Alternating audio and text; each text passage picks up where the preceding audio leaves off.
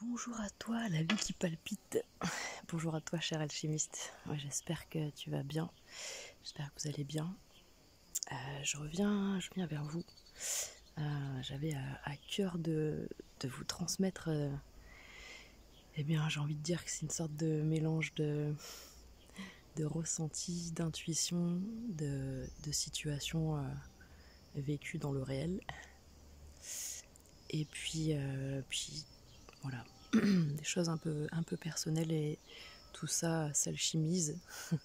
Et puis on a des fois des messages qui se, comment dire, on connaît le phénomène de synchronicité qui peuvent s'enchaîner des fois pour nous mettre sur la voie. Et puis là, j'ai l'impression que c'est vraiment d'un ordre assez profond et assez intense. Et j'ai l'impression que c'est assez collectif.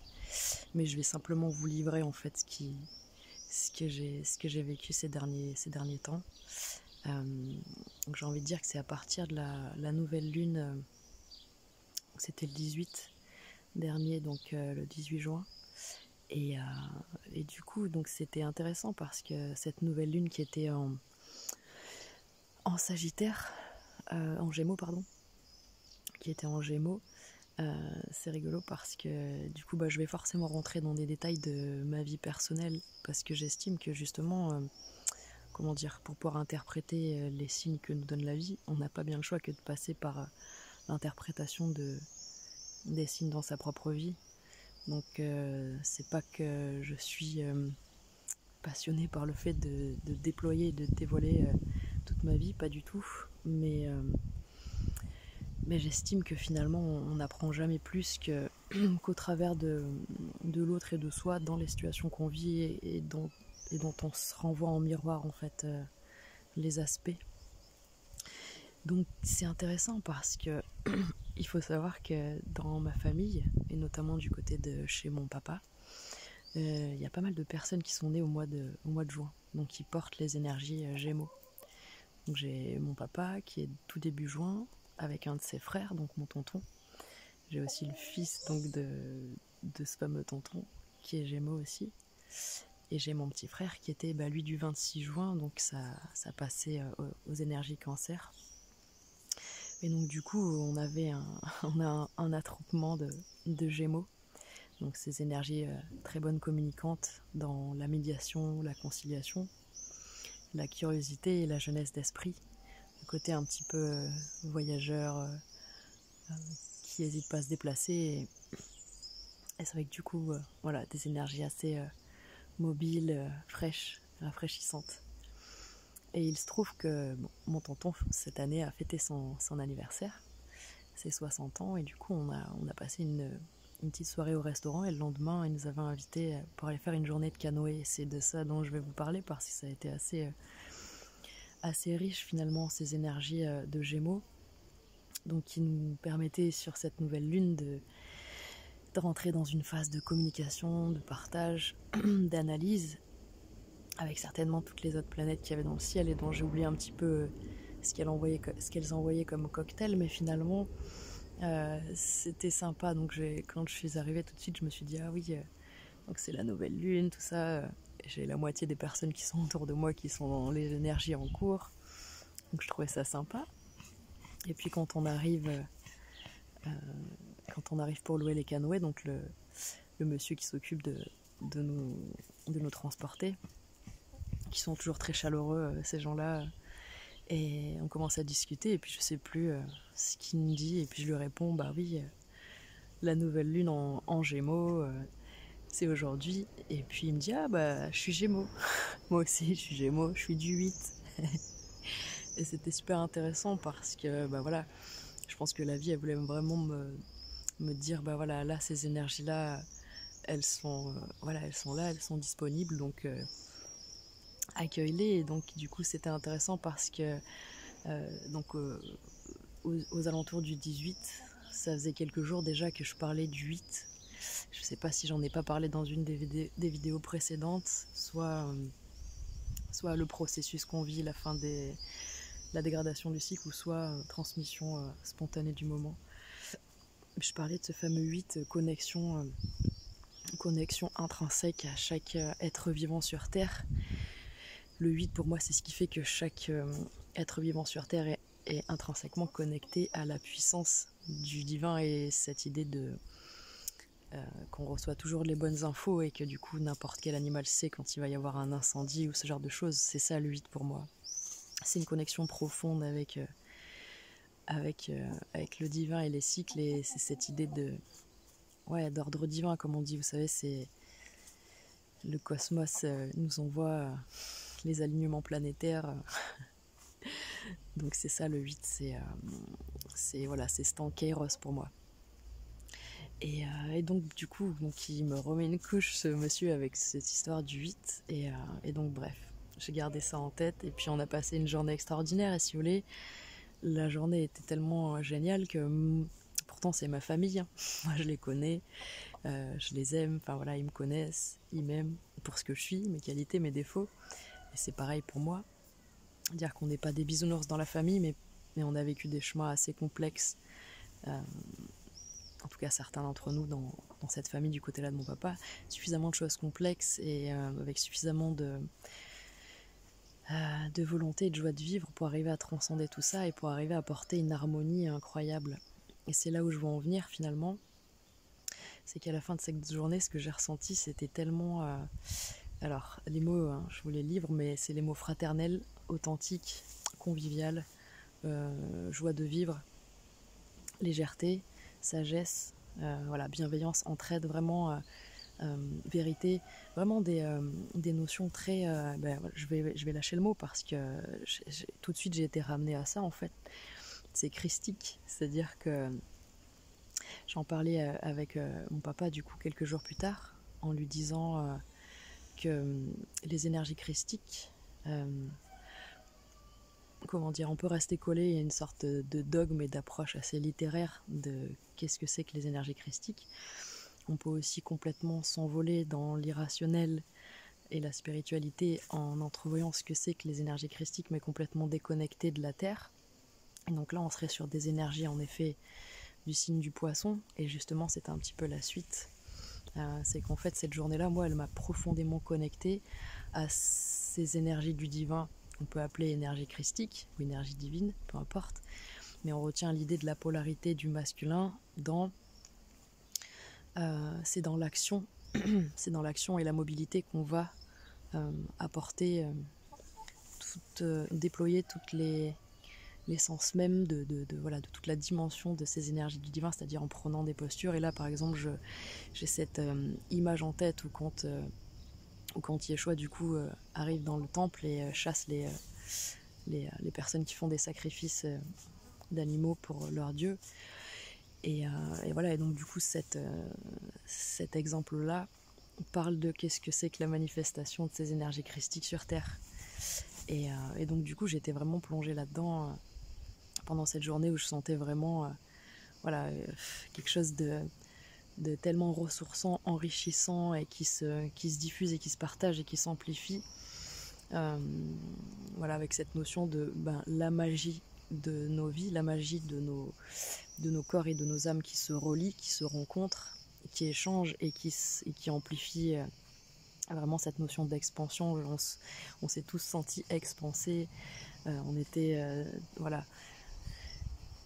sereins, et on touchait du doigt cette harmonie, cette harmonie dont il est question à travers de ces énergies poissons, ces énergies christiques. Et donc ça a été vraiment extraordinaire, et donc moi je l'ai vécu de l'intérieur, c'est-à-dire que c'est ma famille, mais il y a eu c'était une chance pour moi en effet de constater que une personne extérieure à notre famille s'est joint à nous, a été invitée par mon papa, et il se trouve que cette personne qui ne connaissait du coup que moi et mon papa a été elle aussi transportée en fait et bouleversée par les moments qu'on a passés. Pourtant on était sur le canoë la plupart du temps, et les quelques fois où on a perdu des pagaies, on s'est retourné, il y en a qui se sont retournés, bref ça a été un petit parcours, c'est normal, c'est du canoë, c'était pas du scrapbooking, et du coup forcément on s'est entraidés, on a été bienveillants, vous voyez toutes les notions que j'ai que j'ai énoncées juste avant, elles ont été vécues dans la matière et on a tous pu vivre de l'entraide, de la bienveillance, du partage, voilà, toutes ces choses qui élèvent. Et à la fin donc de cette journée, j'ai vu qu'elle était aussi bouleversée que moi dans la manière dont on peut se prendre facilement dans les bras chez nous. Puisque comme je vous dis, après avoir traversé les choses difficiles, on se rapproche des gens qu'on aime et des gens avec qui on continue de relationner, puisque ça a du sens si on maintient ces relations-là. Et donc du coup, on ne se prive plus de se dire qu'on s'aime, ni de se le montrer, de le partager. Et du coup, voilà, devant la terre entière, il n'y a pas de problème. Et il y a des gens pour qui c'est tout à fait naturel, il y en a d'autres pour qui c'est tout à fait étranger. Il y en a, ça va leur remplir le cœur, il y en a d'autres, ça va les bouleverser. Il y en a, ça va leur soulever l'estomac parce que c'est trop dur pour eux de voir ça. Il y a plein de réactions, mais en tout cas, ce que ça m'a montré, c'est que ça a une puissance de transformation du point de vue de l'émotion et de l'âme et de tout ce qui est affectif.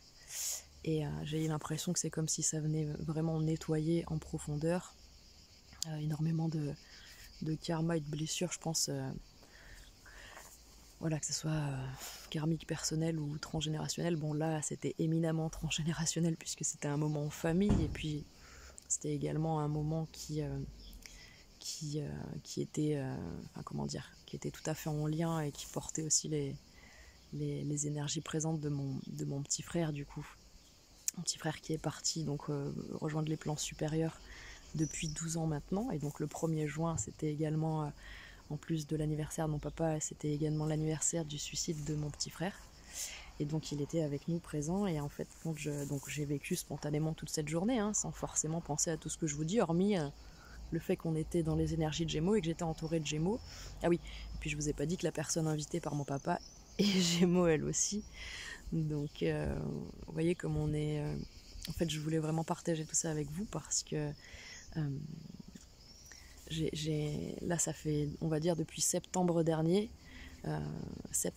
que je vis une intense libération et une sorte d'expansion et de soulagement qui est telle, parce que finalement, voilà, même si ça fait, on va dire, 2 ans peut-être que j'ai cette sensation, certainement comme certains d'entre vous, si vous avez des signes similaires un petit peu dans votre charte de libération, mais il y avait encore de gros boulets dans nos cœurs, de gros boulets dans la matière, des choses très très lourdes et très très enfermantes et très voilà, délicates, très très longues à faire partir. Voilà, c'était, comment dire, la toxicité poussée à son paroxysme, on va dire, c'était la dernière étape pour se rencontrer, dire non à toute cette toxicité.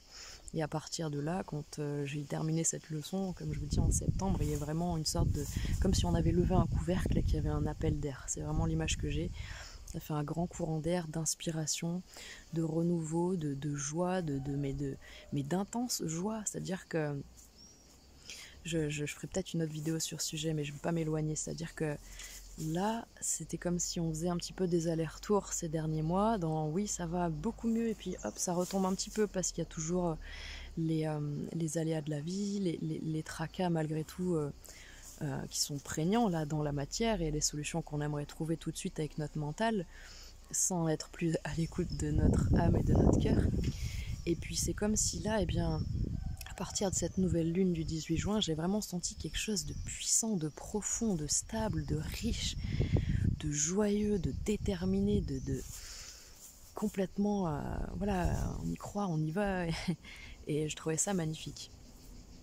Donc du coup, j'ai été assez bouleversée de constater que ça nous a tous fait beaucoup de bien, mais que voilà, c'est ce fameux pouvoir de la magie de nos cœurs que je voulais mettre en lumière, et avec cette idée que alors je sais pas si c'est le cas pour la majorité d'entre nous, ce qu'il en est, c'est que je ressens profondément que là, les intuitions et les ressentis sont vraiment poussés très très intenses. Et puis si vous voulez, ça suit tellement bien que ça peut être assez déconcertant. par un moment, parce qu'on se dit mais c'est pas possible, c'est tellement magique. Donc on continue de laisser rentrer, mais ce qui était sympathique, c'est que après ce focus sur donc cette journée-là et ces énergies-là, quand je suis rentrée chez moi, je me suis sentie, j'ai vraiment, ce qui me vient, c'est les mots, c'est touchée par la grâce en fait. Je me suis, je me suis sentie touchée par la grâce de la beauté de ma vie. Dire que moi, depuis que je suis enfant, je suis touchée par la grâce de la beauté de la vie, en règle générale, et je me sens chanceuse, sans savoir pourquoi, je me sens avoir beaucoup de chance. Et même dans mes difficultés, même dans mes malheurs, j'ai toujours dit, c'est fou d'avoir autant de chance. Mais aujourd'hui, je suis touchée véritablement par la grâce de la beauté de ma vie. Et ce soir-là, ça m'a tellement pris intensément que je me suis sentie d'appeler, d'inviter à ma table mon petit frère et Yeshua. Et je les ai invités tous les deux à partager mon repas. Et j'étais profondément connectée à eux et on échangeait pas mal de choses niveau parole et énergie. Et puis à un moment, j'en pouvais plus, ça montait tellement que je sentais que j'allais me mettre à pleurer parce qu'il a laissé sortir ce débordement très très positif de joie, de soulagement, de gratitude. Et donc j'ai laissé sortir tout ça et c'était vraiment magnifique. Quelques temps auparavant, peut-être une semaine avant ça, j'avais une grosse reconnexion aussi, pareil, avec mes ancêtres, mes lignées. Alors c'est vrai que du coup, c'est vrai que je suis en relation avec eux depuis... forcément, le départ de mon frère m'a aidé à me connecter vraiment à eux, mais c'est vrai que j'ai toujours été profondément connectée à certaines personnes de ma famille qui sont parties quand j'étais... j'étais pas encore née, mais bref, du coup j'ai un lien déjà de base avec eux, mais là ces derniers temps j'avais été guidée pour avoir des échanges et des choses qui se passaient qui me montraient cette grande alchimisation qu'il y avait au sein de mes lignées, et du coup il y avait un très beau travail de fait, une grande reconnexion avec Gaïa. Il y a des moments des fois où ça vous prend comme ça, c'est tellement intense que il faut se laisser aller à tout ça, et il faut juste le vivre, et on n'est pas forcé de le partager, même si tout ce qu'on ressent c'est tellement puissant qu'on aurait envie de le répandre sur la terre entière, bien évidemment. Mais du coup je continue parce que la suite était sympathique. Ça veut dire que les jours qu'on suivit, derrière j'étais forcément sur mon petit nuage, j'étais galvanisée par tout ça, j'ai beaucoup d'inspiration, j'ai beaucoup de larmes de gratitude, et puis derrière il s'en est suivi des rencontres et des situations et des discussions qui étaient exclusivement tournées sur les énergies de la Vierge.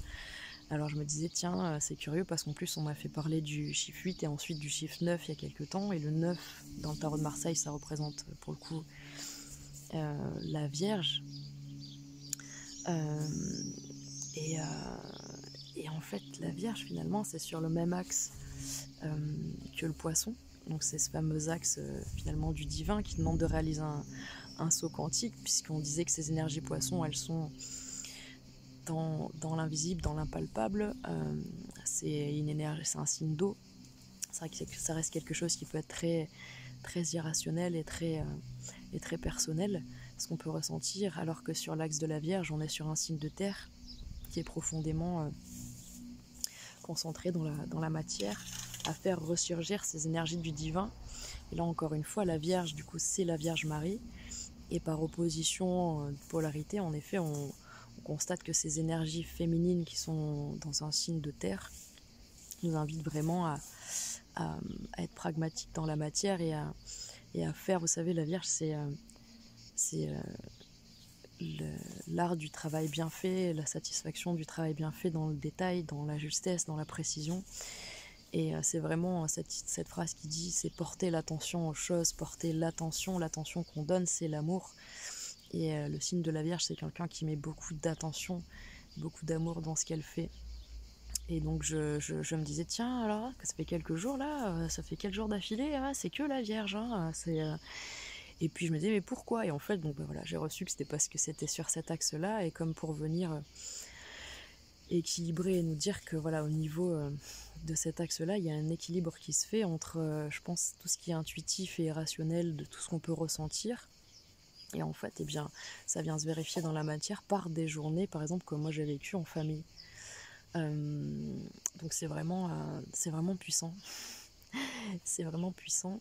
Et, je vais juste finir par vous dire que ce qui était sympa derrière, c'est que les jours qu'on suivit, et bien du coup on se trouvait être, voilà, parce que là je vous ai parlé donc du 18, ensuite il y a les énergies de la Vierge, et le jour du 21, donc le solstice d'été, donc du coup on passe sur les énergies de Cancer, si je me trompe pas. Il me semble que c'est les 21 à chaque fois que ça passe sur les énergies du signe d'après. Donc si je dis pas de bêtises, en tout cas je sais que cette journée, je l'ai vécue sous les auspices d'énergie plutôt familiale. Et en effet, le Cancer parle d'énergie du foyer et de la famille. Et je trouvais ça excellent parce que j'ai été conviée à un moment, à passer un moment avec une très bonne amie à moi et ses enfants.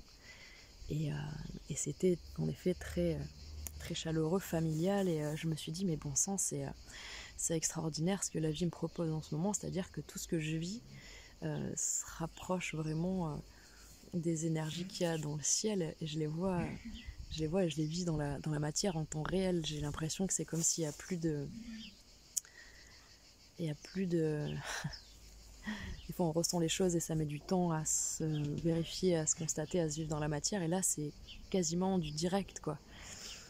Et en ce moment, ce que je peux vous dire aussi, et j'espère que pour vous c'est le cas, c'est que c'est vraiment fluide pour avoir les informations. Je sais pas pour vous de manière individuelle, mais ce qui est sûr, c'est que dès que je me connecte avec quelqu'un, dès que je parle avec une personne, il y a vraiment quelque chose de puissant qui se passe, et beaucoup de réponses qui tombent. Alors après, j'ai envie de dire que certainement parce que les personnes avec qui je relationne, elles sont sur un fil similaire au mien, et que du coup c'est assez fluide pour aller voilà, il y a juste à se connecter à entre guillemets ce dont on parle, le sujet, et puis les informations descendent. Donc c'est très beau.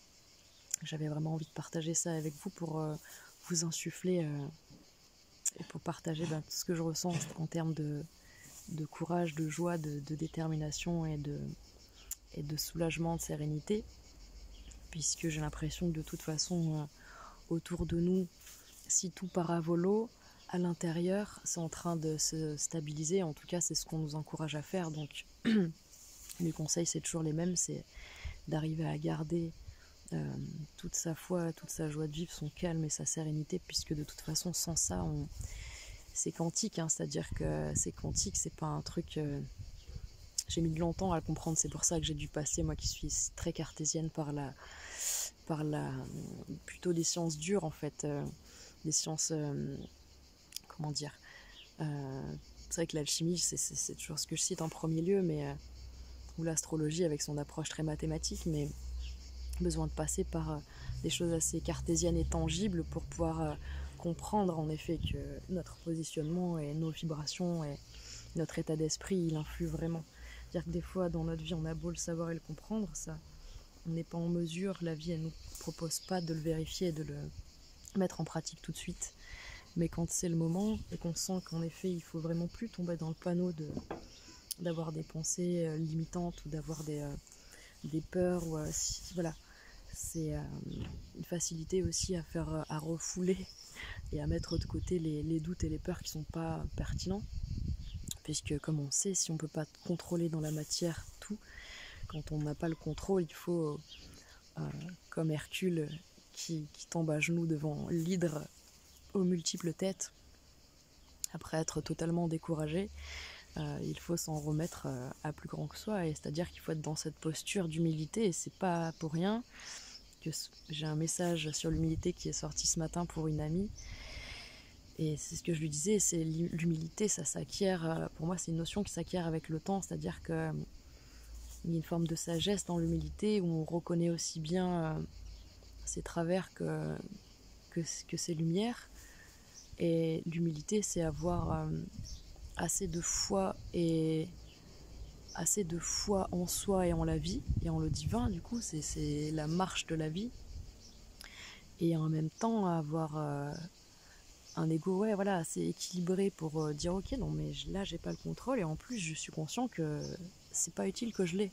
Donc je me laisse tout simplement guider. Donc voilà, déjà j'avais envie de partager ça avec vous. Et je ne veux pas faire une vidéo trop longue, donc je vais m'arrêter là. Au besoin, je reviens vers vous. Je vous souhaite une très belle journée en tout cas. Prenez bien soin de vous et je vous embrasse bien fort.